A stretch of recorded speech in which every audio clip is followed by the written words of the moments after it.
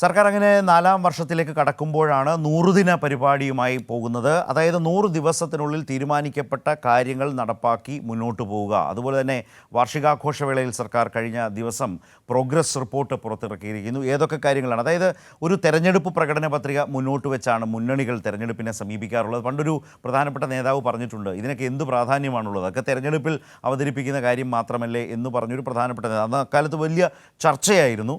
അപ്പോൾ ഒരു തെരഞ്ഞെടുപ്പ് പ്രകടന പത്രിക എന്ന് പറയുന്നത് അങ്ങനെ തെരഞ്ഞെടുപ്പിൽ വോട്ട് തേടാനുള്ളൊരു ഉപായം മാത്രമല്ലെന്നും അതിനനുസരിച്ച് സമയബന്ധിതമായി കാര്യങ്ങൾ ചെയ്തു തീർക്കാനുള്ളതാണ് എന്നും വലിയ നിലയിൽ സമൂഹത്തെ ബോധ്യപ്പെടുത്തിയത് ഒന്നാം പിണറായി സർക്കാർ തന്നെയായിരുന്നു. അതിൻ്റെ തുടർച്ചയിൽ രണ്ടാം പിണറായി സർക്കാരും ഓരോ വർഷവും പ്രോഗ്രസ് റിപ്പോർട്ട് ഇറക്കാറുണ്ട്. സ്വാഭാവികമായും പ്രതിപക്ഷത്തിനടക്കം അതിനകത്തെ സർക്കാരിൻ്റെ അവകാശവാദങ്ങളെ അല്ലെങ്കിൽ ചെയ്ത കാര്യങ്ങളെക്കുറിച്ച് പറയുമ്പോൾ അതിനെ ഖണ്ഡിക്കാം, അതിൽ പറയുന്ന കാര്യങ്ങളിൽ പിശകുണ്ടെങ്കിൽ ചൂണ്ടിക്കാട്ടാം. ഏതായാലും അത്തരത്തിലേക്ക് ആ പ്രോഗ്രസ് റിപ്പോർട്ടിലൂടെ ചെയ്ത കാര്യങ്ങൾ അവതരിപ്പിച്ചതിനെ തർക്കിക്കാനോ അല്ലെങ്കിൽ ചോദ്യം ചെയ്യുന്ന നിലയിലേക്കോ വന്നിട്ടില്ല എന്നുള്ളത് വളരെ ശ്രദ്ധേയമായൊരു കാര്യമാണ്. ഇപ്പോഴും ദിവസങ്ങൾക്ക് മുമ്പ് ഞാൻ മുമ്പ് സൂചിപ്പിച്ചതുപോലെ പ്രോഗ്രസ് റിപ്പോർട്ട് ഇറക്കിയിരുന്നു.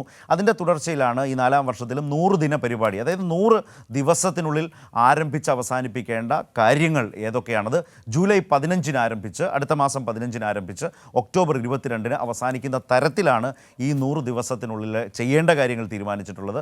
കഴിഞ്ഞ 3 വർഷങ്ങളിലും ഈ 100 ദിന കർമ്മ പരിപാടി സർക്കാർ പ്രഖ്യാപിച്ചിരുന്നു, അത് നടപ്പാക്കിയിരുന്നു. 100 ദിനം കഴിയുമ്പോൾ ആ ദിവസങ്ങൾക്കുള്ളിൽ ചെയ്ത കാര്യങ്ങൾ സാധാരണയായി മുഖ്യമന്ത്രി വാർത്താ സമ്മേളനം വിളിച്ച് വിശദീകരിക്കാറുണ്ട്, ചെയ്ത കാര്യങ്ങളെക്കുറിച്ച് പറയാറുണ്ട്. അപ്പോൾ ആ നീക്കം അത് ഈ നാലാം വർഷത്തിലും നടക്കുന്നു എന്നുള്ളതാണ്. അതൊരു നാടിനെ സംബന്ധിച്ച്, നാടിൻ്റെ വളർച്ചയെ സംബന്ധിച്ച് വളരെ പ്രധാനപ്പെട്ടതുമാണ്, ആശാവഹവുമാണ്. അത് അങ്ങനെ മികവോടെ മുന്നോട്ട് പോകട്ടെ.